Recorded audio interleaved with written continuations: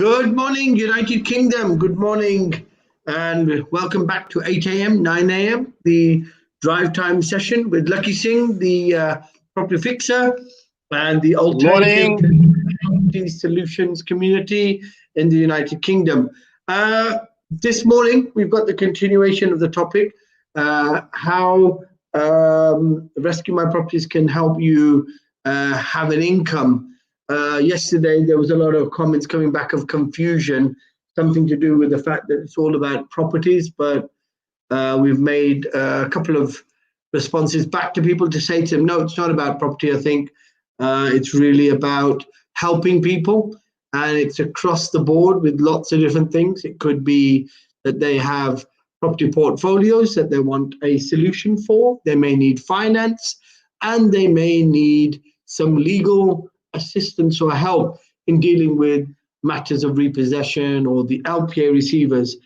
As far as property is concerned, it is an offshoot and it is a byproduct, and that is, in certain cases, we get people who are trying to sell or looking to buy properties, but they are dealt with a secondary service line which is called LPA properties. It has no bearing on the RAC model.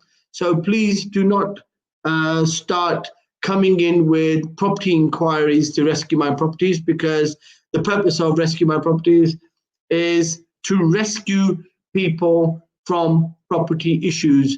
And in turn, the positive side to that could be somebody looking to consolidate their properties or add on more properties, or they may be interested in getting solutions that allow them to get finance because the lenders aren't lending at the moment, and therefore they may come to seek finance in their attempt to consolidate.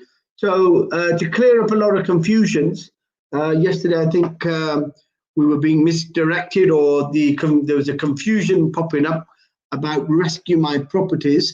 It has nothing to do with trying to do business in property and deals in property. For that, we have LPA Properties, which is soon to launch. So there's a lot of work going on in the background there with LPA Properties. It will be the new purple bricks, hopefully, of the United Kingdom, with a increase, a potential, a couple of USPs that people will like. And it is out there to help people sell their properties as quickly to minimum cost. So be looking out for that. When we do have, I think there is a drive time session that takes place on the weekends with one of the operational directors, Adnan, and I think Lakhi Singh organizes that on the weekend.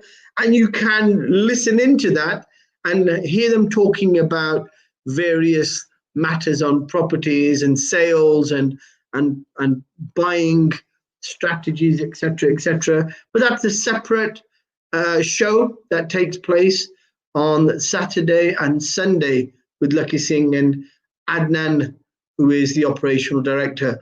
So today, we're continuing with that topic. AC and Rescuemyproperty assist in people generating an additional revenue during COVID and beyond COVID, obviously. It's not just designed for COVID. I think for COVID, what has happened is that the Rescuemyproperty organization has discounted the basic member fee to zero. So it's an excellent opportunity to take advantage of joining and seeking an extra income if you're already working, and if you've lost your job, it may be a start to becoming self-employed. And with that, we ask Lakhi Singh. Good morning, Lakhi Singh. What's the weather like there in the United Kingdom? The weather is a tiny bit overcast, but seems like quite a nice day. Okay, so we've got 3 love hearts have come through all of a sudden this morning. Must be for Lakhi Singh, because he is the main man, the man who is a mover and a shaker, a quaker, a raker, and a moonwalker. Pardon? So a stalker, a walker in the square mile, a gentleman who is used to doing £1 million deals. He's not used to doing small, trivial business. A gentleman who mixes and mingles with people who are the real movers and the shakers of the financial world. So he's got lots of information, tidbits with him that will help people to look at future strategies and be aware of what's coming around the corner after COVID and what's going to be happening in the year 2021. So for this week, and that is, if hard work is basically the best thing to rely on if you don't have talent. And if you've got talent, then always have a bit of hard work as well. Both are excellent. One is good and the other is better, but both combined is excellent. So Lakhi Singh,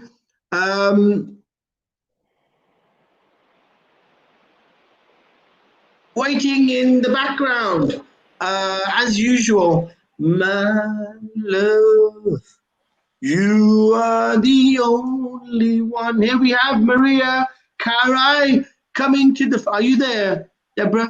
Can we see you? Morning. The screen is black for some reason. I'll leave and try and come back in again. StreamYard keeps doing this. It doesn't work. Playing around with you. You need to give it a hug, Deborah. I'll give it a hug. Give it a hug and it may listen to you. Okay, yeah. Let's get the question before Deborah logs back in again. So how is it that people can use the RAC and the Rescuemyproperties associate associate program to make money and help people at the same time? And how is it that during a lockdown they can use this excellent opportunity to try and generate an extra income, possibly, if it's not it's their main source of income? You said previously that if they do it casually, they can make between £1,000 and £2,000 a month, and if they do it seriously, £5,000 to £10,000. And this is, sounds like a big figure, but for somebody who's used to £1 million, 6 figures, obviously it's pocket change. But to the average person around the country who, is finding it difficult in these times, it's a lot of money. So how can they actually get into using the associate program and generate a revenue? Well, it's very simple. What they've got to do is register on the Rescuemyproperties website at their interest, and there's about 30 videos that explain the whole opportunity, top to tail, back to front, side to side, but basically every single way. So it's quite self-explanatory. So all you've got to do is just go to Rescuemyproperties and register, and explains all the income opportunity to the person joining.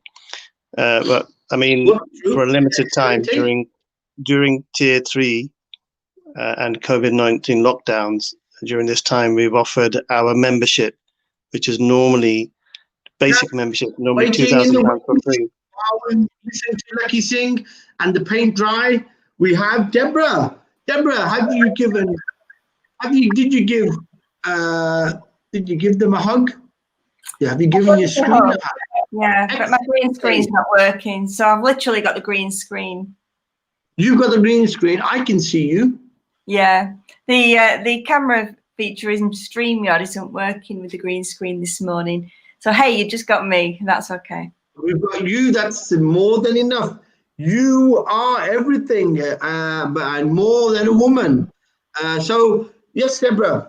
We were talking about lockdown, obviously asking questions of Lakhi, trying to find out how it is the RAC program can help people. Have you sort of wandered into the Rescuemyproperties website and seen anything, something tickled your fancy? Have you not gone in and visited yet?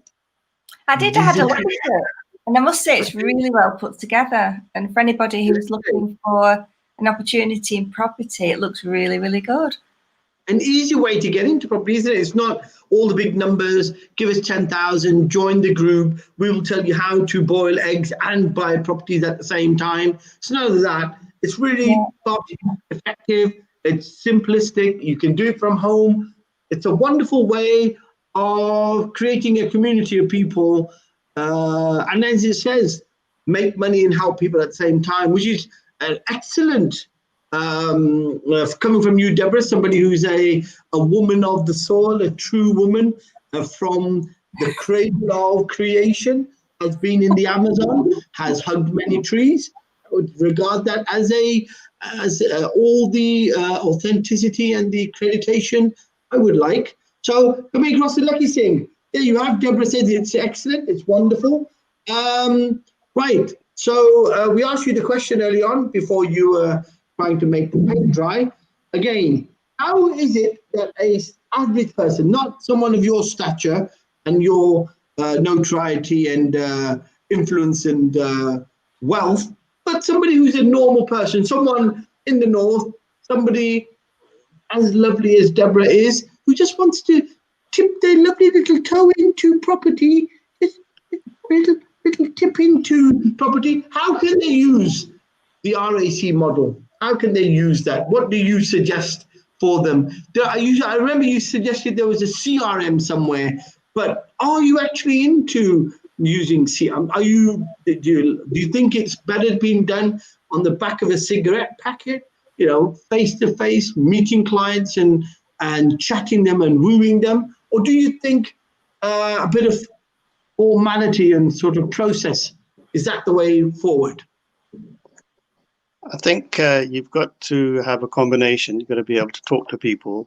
It's not all about the numbers. I think somebody's got a problem and you've got a bit of empathy and compassion. Then I think, in fact, some ways Deborah is probably the perfect person to help people in property, because she's just like, at the moment, I think she's really focused on helping people in the health industry in terms of raising people's consciousness is probably her key thing, what I understood that what Deborah does.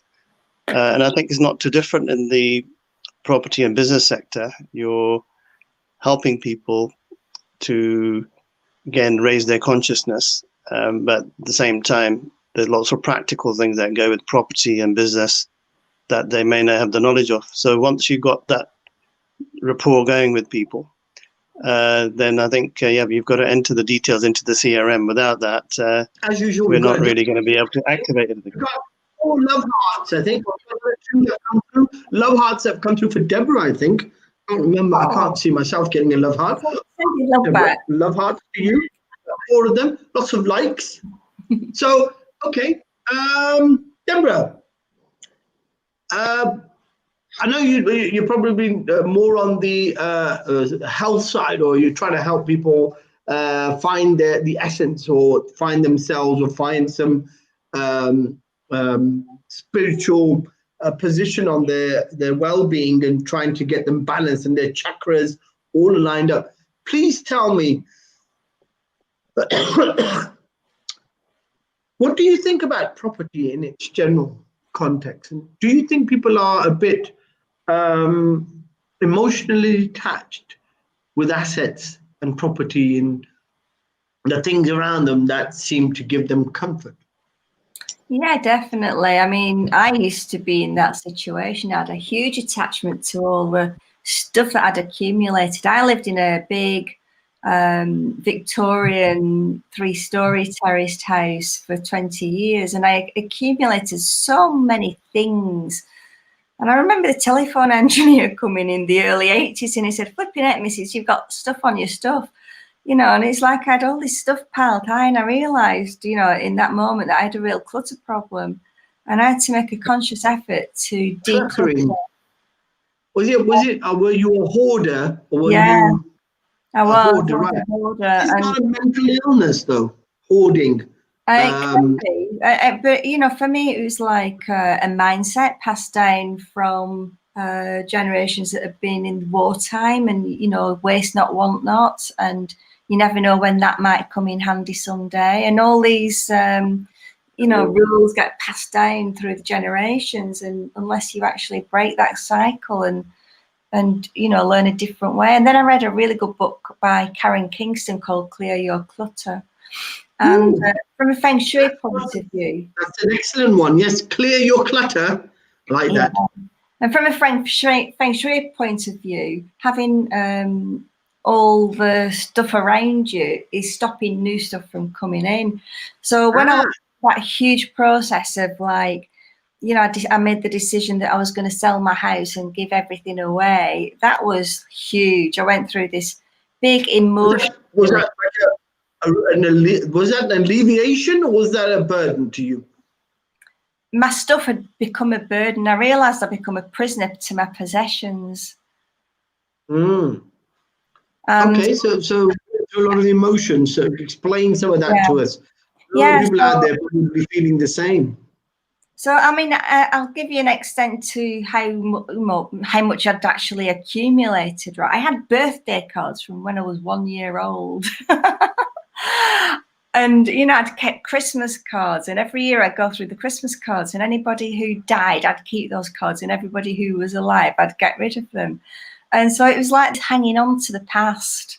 And so when I made the decision to sell up and go traveling, and I thought, well, I can either put my stuff in storage, but where on earth is all this stuff going to go? And what am I going to do with it when I actually finish traveling? And how much is it going to cost me to keep all this stuff in storage? And I had a chat with two women who I knew on different sides of the world. One was in America, one was in Australia, and they'd done the same thing that I'd wanted to do. I'm a big believer in modelling behaviour and learn from other people's experiences. So I had a conversation with both of them, and they said, whatever you do, don't put anything in storage. Just get rid of the lot, because when you come back, you won't want your stuff anyway. Excellent, excellent. I mean, this is a big, look at it. It somewhat explains how the developed world, or the economics of behavior, the way people accumulate things and sort of seek comfort in things, is merely a sale away. It's, as soon as you want to get rid of it, it doesn't mean anything anymore to you, does it? So we've got Lakhi Singh, who's obviously also an expert in psychology. He's also managed people with hoarding problems. I remember somewhere he wrote about some client who had about 200 margarine tubs in their house. So he's the type of person who hates clutter himself, but obviously because he's very empathetic, has gone out of his way to help people who are somewhat hoarders. But before we ask Lakhi, has he ever come across a hoarding personality? We have the lovely waiting in, not lovely, but lovely, equally lovely as Deborah. So we don't want anybody fighting virtually on the internet. So we have D20. Can we have her on? Love, you are the second. Right. Morning, D. Morning. Morning. How are you doing, D? How are you doing? I'm very well. I'm very well. I love how you call me D20. Are you D? No, I keep getting it wrong, don't I? I have to get it right. Okay. What is it, D or is it D? 20 man. 20 man. I got it right. Okay. So I didn't get it wrong that time. D20 man. Right. The 20. Oh, it could be if it was Afro-Caribbean, the 20 man. But it's not the 20 man. It's D20 man. Yes? Okay. So we go across to D20 man.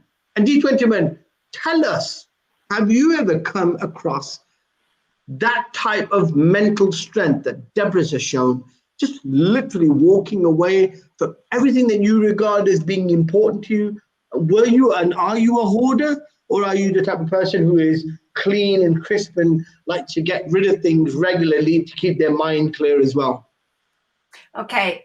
Yes, I have come across people who can just get rid of things. The majority of people find it really difficult. The majority of people would find it difficult. And that's because we add meaning to things. Wow. It's like Deborah's just been saying, the cards from when she was a baby, or from people who've died. It's kind of what we're doing is we're trying to hold on to a piece of that person. It could be their handwriting, or we're looking past to the day that we got that particular item, and you know, when it happened, and all those items help us to recall and bring back that the memory of somebody. So, and I'm not a hoarder. I do still keep things. The things that I hoard are books. I find it very, very, very difficult to get rid of books for some reason. But anything else, I'm not too bad. Are these books that you've read, Deborah? Are these books that you've read, or are these books that someone's given you as a present, or are these books that you've picked up as you've come along from the library, or you got it in a sale and you just like the cover and you like to put it in your library to make yourself look intelligent? Which one is it? Oh, it's got to be a bit of everything. Corey, now, do you love your friend from saying she's really clever, but she's not now? She's No. let everybody know that about 80% are just there to make yourself look good and clever. Okay, talking of somebody who likes to make himself look clever, Lakhi Singh, so you to this. Do you have lots of books that you hoard, that you like to potter around and make out that you're clever? Well, I suppose everybody has a little sense of that. I probably do. I probably do have books that lie on my bookshelf but never get read, but they just look good there. They've been looking good there for 20 years. So I think self-denial is probably the path to actually hoarding anyway. So I'd probably say I'm probably like one of the worst hoarders. I do like to have a lot of things which have meaning, I suppose. But I can actually quite easily let go, and literally, if I needed to, I could just literally let go of all of my books and actually give them away to charity or something overnight. So it's not, it's just a nice to have sometimes as a comfort feeling. If you want to refer to a book or if you want to read it, you've got it on your shelf. But I don't think it's healthy, as Deborah and Dee are saying, to be actually stuck in that sort of hoarding mentality. And it's very easy to just not be aware of it even, actually. Okay, before I switch over to Deborah again, I'm going to give you all a lot of love hearts. We've got about 7-8 love hearts today. So all these women attracting the love. Can't be me. Definitely can't be Lakhi Singh, because he's not much on the love side. He's more of a clinical cutthroat businessman sitting in the center of the capital, making money as we talk. His machine is ting as we are talking. So, Deborah, coming to you, we've got a shout out, Mandy, we've got a shout out to Amar Ali, John Smith, Meena Kapoor, and a new person, Leslie and Hampton Nicole. Good morning to all of you. Thank you very much for joining us. Lots of interesting conversation. Deborah, can I ask you now then, when you did this, you let go of everything, which is excellent because we're talking about talent over hard work. That's a topic that we've got going on in the background, just in the background there. And we've got Lakhi Singh and his rescue associate model that he is now promoting out on a free for the basic members. An excellent way to keep yourself busy, making moves, networking with people, calling people, talking to other people around the country, with friends, family who've got issues. You want to help them and you want to make money at the same time. What a wonderful position. Deborah, so you let go of everything. Your friends told you, you ranked America. Your friends said, I can't hear you. What are you saying? She said, okay, I will ring Australia. She said, get rid of it all. Throw it away, because you're going to come back and you're not going to want it anyway. So, Deborah, listening to that advice, you let it all go. I remember you telling us that you went off to the Amazon somewhere. Please tell me, how do you enter back into a system which is based purely on money? not on relationship, not on love, not on trees, not on humanity, not on nature, but on money. A system that Lakhi Singh swims in every day, swims through his money piles like that, pulls out a £20,000 bundle of money and throws it into his helicopter. He's got some fuel. He wants to go visit a friend in Australia in his helicopter. Can't do. The helicopters don't have that distance, but I've made that up. So you tell me, Deborah, how did you come back to the madness after being in the Amazon? Well, for a start, one of the things that you just said was that, about money driving everybody. And for me, it never has done. It's always been beyond money. So when I gave everything away, I was able to lose attachment to my stuff that had held me prisoner. And that was the new meaning that I'd given to hoarding stuff, that actually I was becoming a prisoner and it was stopping my freedom, which is an important value that I have. So coming back from the Amazon, I traveled for 11 months in South America. And during that time, I realized how little we actually need. And so now I only buy stuff if I need it or if I really, really love it. I don't buy it just for the sake of it. And in terms of books like Dee, I love books, and that was what actually the hardest thing for me to let go of. And I did keep some stuff, and I've got some stuff up in my father's loft, and I've got books. But what I try to do now is buy ebooks that I can read on, my iPad, so that it's not physical storage space. But then when you look at it, you've also got clutter digitally as well. And some people are addicted to digital clutter and not sorting that out and sorting the email inbox out. I'm terrible for that. We've got the same problems. We have problems with even worse than that. We have viruses, and we have spam attacks, and we have hacking and all that stuff. And we just the way it's crazy world out there. Dee, coming back to you. Lots of love hearts going around. 1 or 2 for you as well. Tell me, Dee, what do you think about the madness? Do you think there's madness in money? Do you think doing a deal and making a few £1,000s can get to your head? Or are you more grounded and you keep to your real self? Have you made a lot of money that you felt has affected you? I think the money mentality, it depends on what you're going to do with it, really. If it's it's really all about, anything that's all about feeling out of control. And a lot of the thing is with money is you're out of control. You feel like, how do you control this? How do you control that? We've been brought up in a society that relies heavily on money, and that's not anybody. It's not our fault. Nobody else is doing this. Is a love heart from me to you. Wow, you've won my heart this morning. Continue, please. No, we've been brought up in a society that relies heavily on money, and that's not society. It's not our fault. It's the people above that actually bring this mindset to it that we need money, and our world is created around it. You can't live in a house without paying for the money. Yes. You can't with money. You can't, get things that you want without having to use money to get things with. A lot of the time, we don't live. I mean, I've been to South America as well. I mean, Deborah and I seem to have had very parallel lives.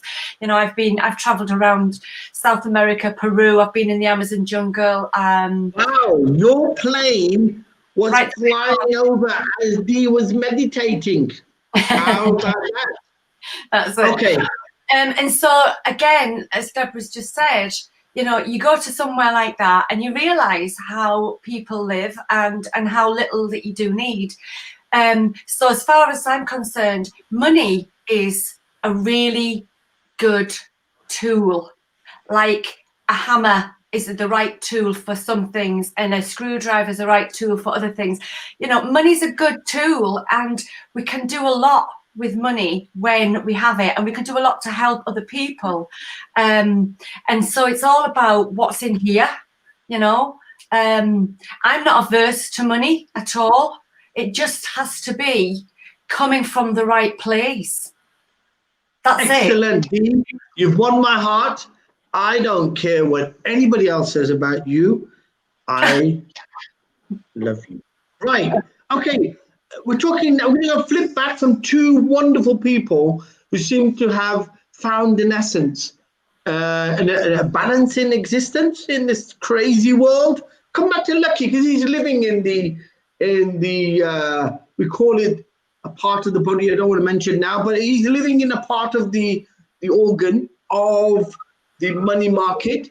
And how does money affect you? Like, have you been affected by money? Did you ever do a deal and it got to your head that you started smelling the intoxication of your own BS? Is that the way it works, or are you quite grounded? Are you able to see past the money and you realize that there is a basic in everything? Are you led by what people think? Are you quickly led astray, or are you a person who knows how to keep himself centered? Right, that's about 10 questions in one. Which question do you have? Whichever one you have clarity on, sir. Okay, I think it's quite simple. I don't get misdirected by other people, although it's very easy to get caught up in other people's, let's just say, cheekiness or clever tactics, especially if you're working in something like Mayfair. So I think it's always good to have a partner. So VJ Sal usually talks me out of anything that people are doing, which are not, let's just say, quite straightforward, because I tend to take people on face value. So I don't always read into what they're, if they're going to be cloak and dagger. But I think after a time, it's you get to know really who's doing what they're doing, when they're doing it, why they're doing it.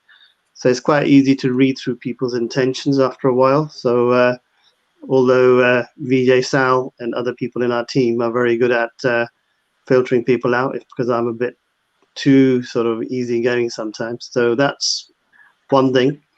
Second thing, I don't think I get wired by money or doing a big deal. I think I actually probably got bigger intentions than a lot of people might perceive as well. So a lot of people around me, especially people that are a bit small-minded, might be thinking, oh, he's doing a deal, but he thinks he's a big boy now. But that's not really the case. So I think there's a lot of miscomprehension actually when you're doing things, and people tend to misread them because they can't see what you're doing, and what is actually going on is actually two different things. Okay. So I think it's very important to actually make sure that your own intentions are clear. It doesn't really matter what anybody else thinks. So you have to ignore people that you have to ignore people really that have a lot of inability to try and listen to what you're saying, and they want to talk over you. Yeah? You're doing these big deals, Lakhi Singh, that people see, think like I'm doing now. I can literally talk without actually having to listen to VJ Sal. See that? Very excellent. So it shows a height of ignorance, I think, where you're not listening to the compare, but that's all right. So is it the fact that you're doing a big deal, Lakhi, do you find that attracts a lot of attention or a lot of enmity? Or is it the fact that whatever comes out of your mouth when you're doing a big deal, like maybe striking an element of arrogance, or maybe an element of you are, the bee's knees? You may say things that, and are words powerful tools? Deborah, what do you say? Once somebody is resonating or emanating humility, doesn't that manifest in what comes out of their mouth? Or do you feel that people say things, but they mean something else, and they're trying to work out, and other people are trying to work out, are they actually saying what they mean? Or are you looking for a deeper essence in people? How do you configure arrogance in money then? Hang on, you've just asked me like 3 different questions. That's right. You can answer anyone you So you like. make it really confusing. You need to try and ask a simple question for people so they can understand what you're asking. When you become the compare, you can do it that way. Okay, sorry, Deborah. You can continue answer the question as you feel fit. So, is it that your words are powerful, or are your words to be taken lightly? That's the first question. Great. So your words are so important, absolutely vital, because through your words create sound vibration, and everything in the universe is vibration in frequency. Ooh, And when you speak something, you speak something and when you think something, you are bringing it into being. So you have to be super careful of your thoughts, because your thoughts become your words become your reality. Hey, Deborah, one for you too. There you are. And right, 2 of you ladies have wooed me today. Are you not both? I hope this is not a conspiracy to woo VJ Sal. You're both trying to get into my love hearts. Okay. Dee, I'm sorry about that, Deborah. I think the point you've made is wonderful and deep. It's deeper than I expected. Dee, tell me, if it is that you're resonating arrogance in money and you're saying there is an evil, there's a negative energy in money, as long as you use money for good.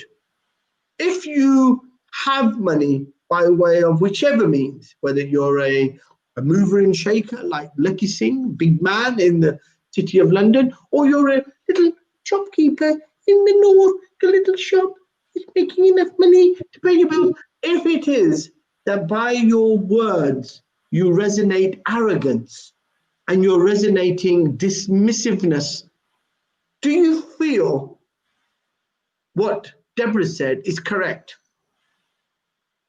Okay, so first of all, I don't believe there's evil in money. Money's just money. There's no evil in money. Okay, it's what we add to it when we have it. That's the difference. So if somebody has a lot of money and they open their front door, they close it behind them, and they've got a gold toilet in the bathroom, it's full of opulence, but there's somebody sitting outside with a tin can begging on the street, there's not a balance there. And isn't that called what's the word, opulence? Isn't that what it is? Yeah, your house is opulent. And I didn't just go to Peru and see the difference there, where you realize how much you don't need. I also went about 4 years ago now, 3.5 years ago now, to Vegas, and the contrast struck me completely. I was staying in, I think it was called the Wynn hotel. It was at all of the hotels are casinos over there. So I was staying in the Wynn for a few days, and you go inside there and I don't know if any of you have ever been, it's just complete opulence inside. There are people feeding machines as if it, money was coming out of the bottoms. It was just like boom, boom, boom, boom, boom. And you go outside and you've got people with placards outside saying, "Feed me, I've got 3 children and we're starving." And it was like the hotel was there and the person was there. It was just so unbelievable. I just found it incredible that there is. Was it shocking or was it unbelievable? It was shocking and unbelievable that that these people were just wanting to get more and more for themselves and win loads and loads and loads, and yet there were people out. They were walking past people who had nothing, and they were still keeping it to themselves. It's quite shocking. So there is an element there. So money itself is not evil, but weak mind can be fed off the intoxication of money. Is that correct then? It's like anything, we have an addiction to everything. We can have an addiction to everything, can't we? We can be addicted to, Netflix or whatever. We can be addicted to, drugs and alcohol, and well, alcohol's a drug. Okay. So, but yes, we can. Right. talking about all this and talking about being able to do, it goes back to Rescuemyproperties, and it goes back to the intention behind Rescuemyproperties and the associate model, helping people and making money at the same time. What a lovely balance in the statement. Before I ask Lakhi Singh how he come up with this great idea, Rescuemyproperties, as it is on the tin, before we ask him that question, we've got a fourth listener who's going to come up. Marsha, we've got a Waiting in the Winds. My love, you are the third one for me this morning. Marsha, good morning. You've come in to ask a question. Is that right, Marsha? I was invited. Excellente. Do you want to ask a question then, please?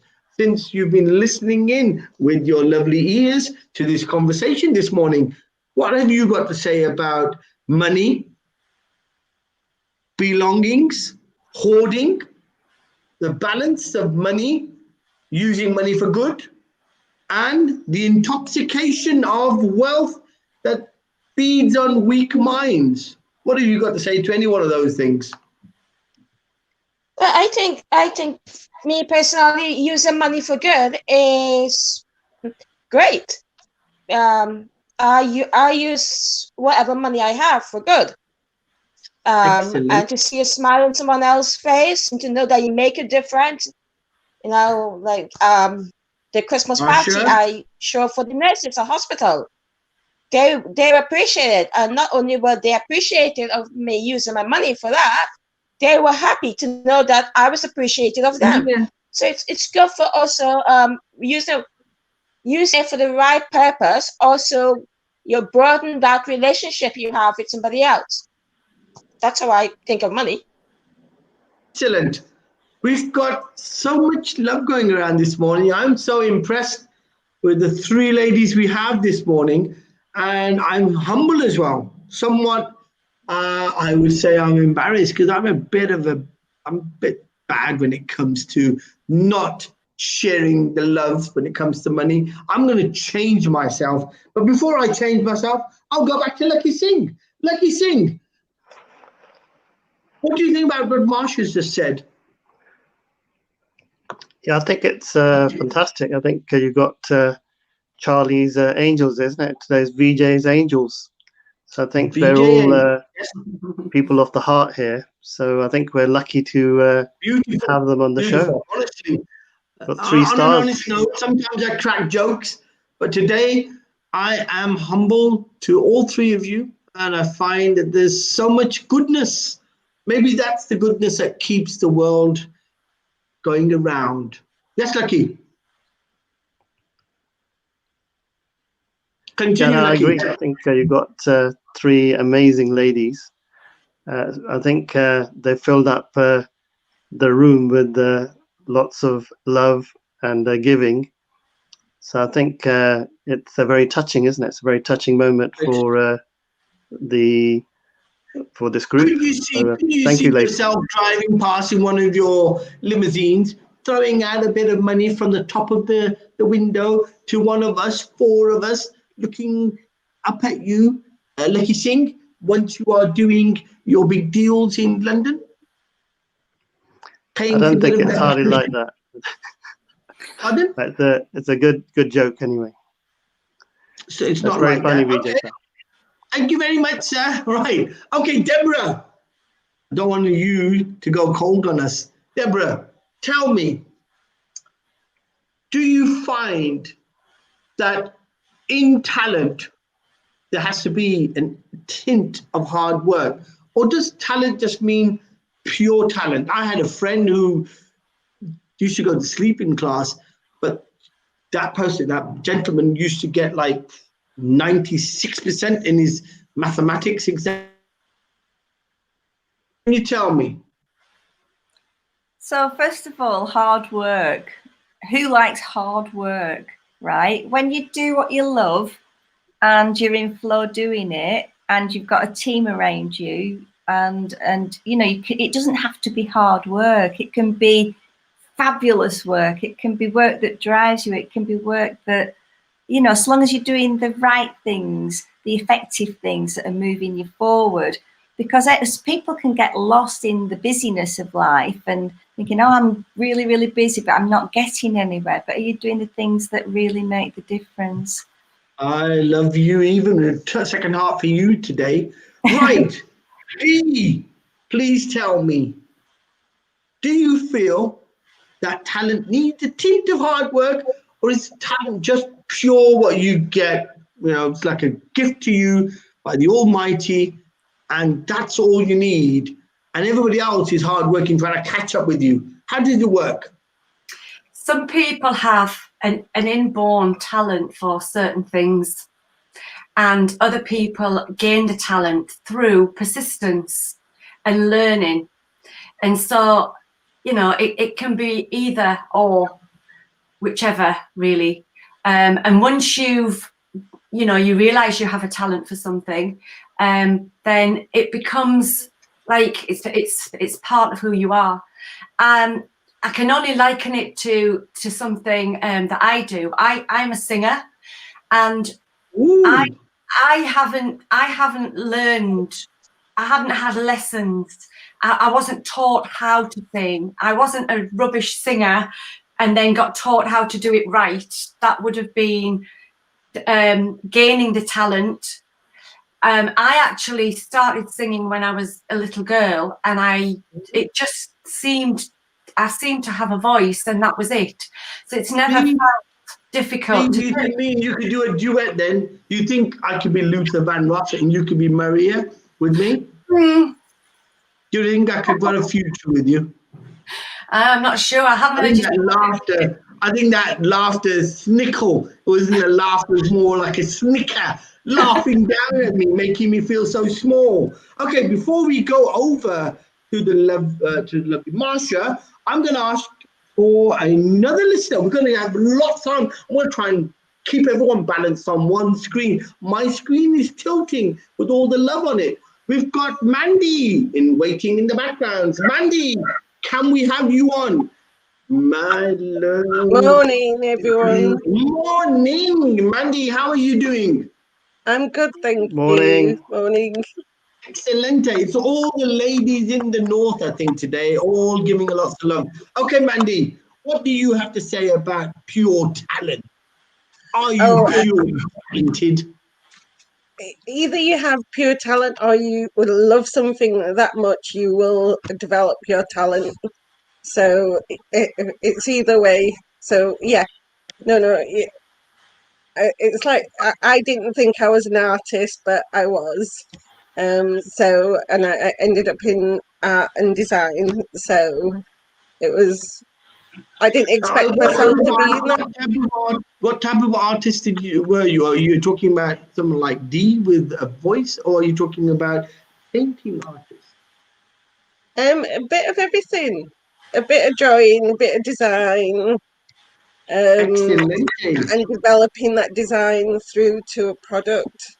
Okay. Because I did photography, jewelry, pottery, textiles. So I did a bit of everything. I think a lot of what you do in your life determines how you are. And I think when you use the word the humanities, those things which are art-led, I think that changes your perception. You're not really then somebody who is too engulfed with materialism. You're probably more engulfed with pleasing people and warming your inner side. What do you say, Deborah, to that? Is that what you think? Is that what brings out artists? Are they people who are genuinely warming? They're genuinely loving? They've got a deeper side to themselves? Well, I can relate to what Mandy's saying, you know, about that. I mean, I went to school and I was rubbish at arts because my teacher told me I was rubbish at art, right? And I took that on board, and so like I'm there in the Amazon jungle. That's the first time I started to paint.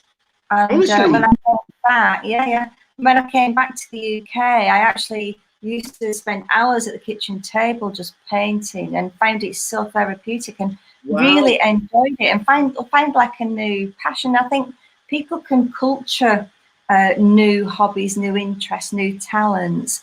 And what I'd say is just do what you love. If you try it, you know, if you don't try these things, you don't know. But don't listen to the limiting beliefs that you've had from, you know, younger age, when people have told you that you can't do things, because actually you can do a lot more than you give yourself credit for. And if you never try. Actually, Deborah, I was talking about this topic the other day. Marsha, what do you think? Is it talent, pure talent, or is it hard work?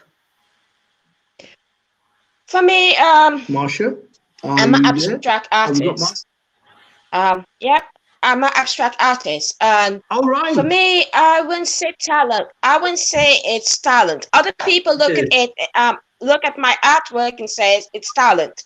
For me, it's the passion to designing something, passion to taking something from my mind and creating an atmosphere, you know, that others will say, oh, you're very talented and you're passionate about it.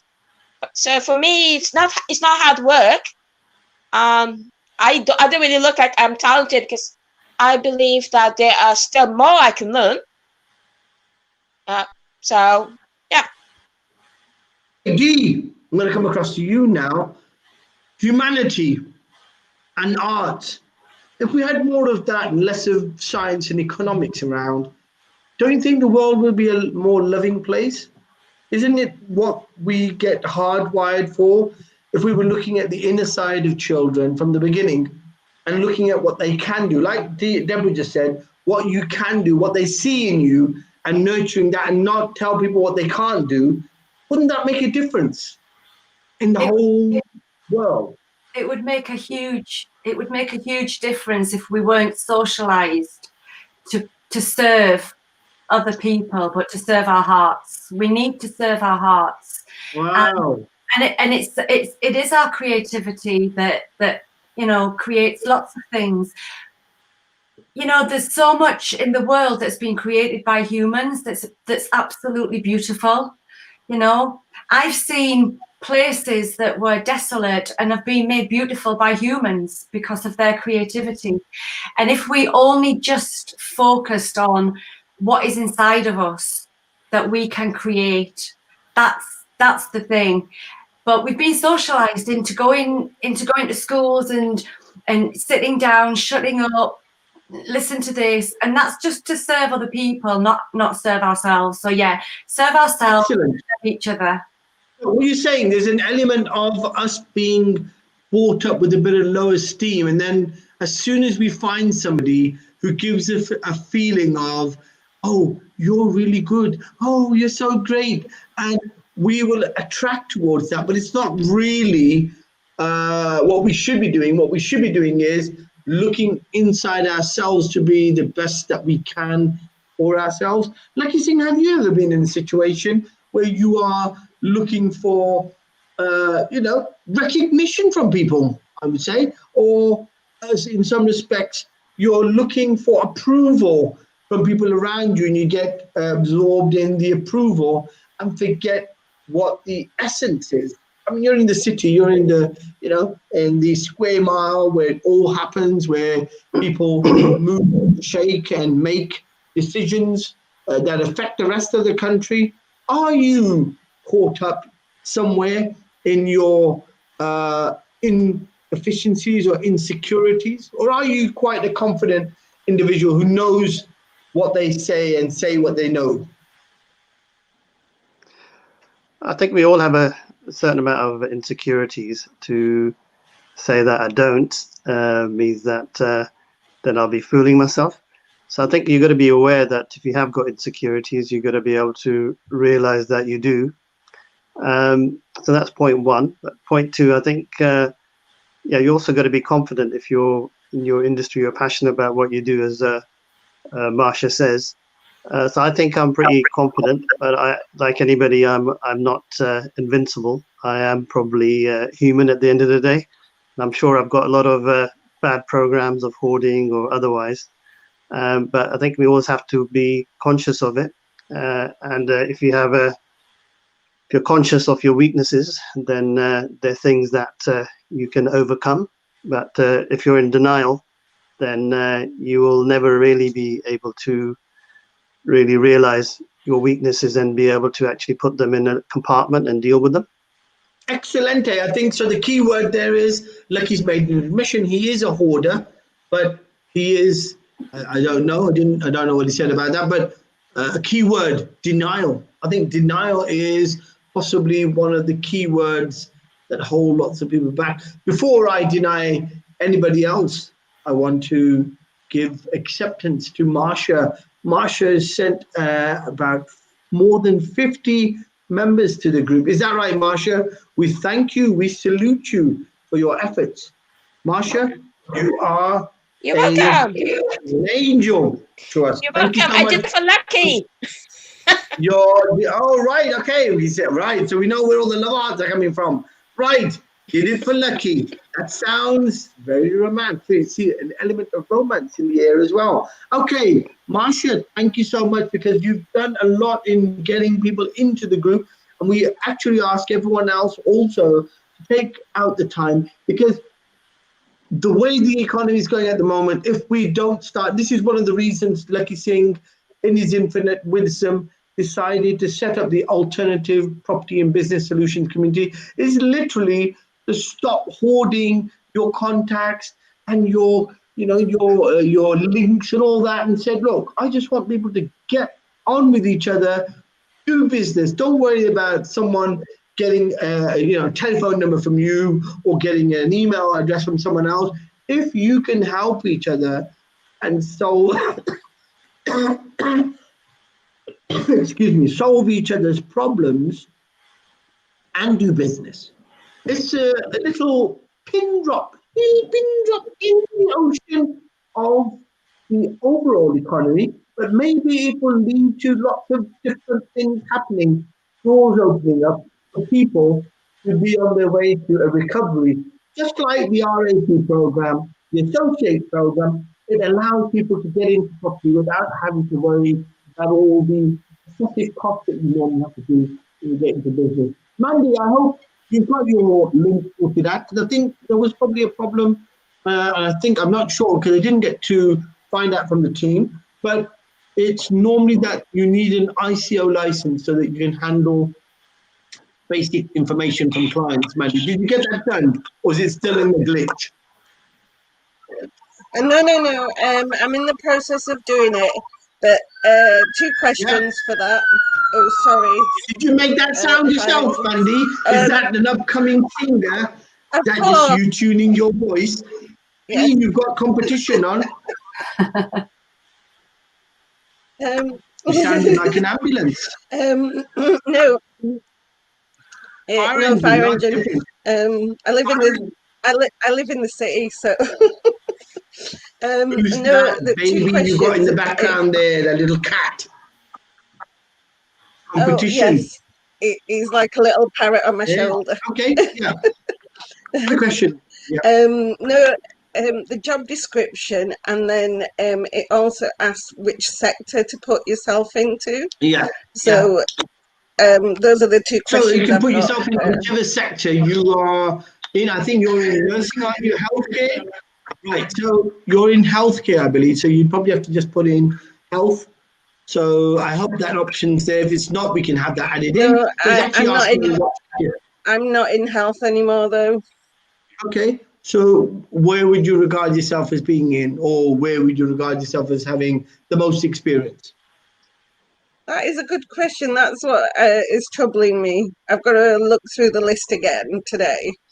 And it's merely a tool just to put you into some form of, because there may be other people out there who are from a similar background, and it's good because later on, when the program becomes a bit more sophisticated, we'll try and group up people from the same industry background, because it makes it easier for you to talk to each other. You can have your stethoscope on and you can be checking out someone on the group there, and they can be checking your temperatures over the internet. Anyhow, we're in the last few seconds, the minutes rather. I'm going to ask everybody for a little note for this morning's love. We'll start off with Marsha. Marsha, 10 seconds. Yeah. Tell us something nice. Tell us something that you have experienced during lockdown. Great. I have actually been able to focus on my medical team. I never liked hospitals before. King's Hospital, I have my medical teams. They're saints. They're loving. When I get nervous, they're there. So humanity. Humanity, a lovely word again. That's okay, thank you so much, Marsha. Thank you so much, Marsha. Next, we shall come to Mandy, please. 10 seconds. Can you please say something nice relating to humanity? Let's have the key word going around, humanity. Give love to everybody and help somebody every single day, even if it's a little bit. Give a little bit. Wonderful. I'm overwhelmed today, to be honest with you. I actually feel somewhat humble to everyone. I feel very insecure because I'm a very horrible person. Okay. 10 seconds. Giving the love. What I feel through this lockdown is that we need to connect more to, you know, what is already around us and not strive to be something out there. Connect to the earth, connect to the planet, and just make sure that all your thoughts, words and actions are a gift to the world. That's it.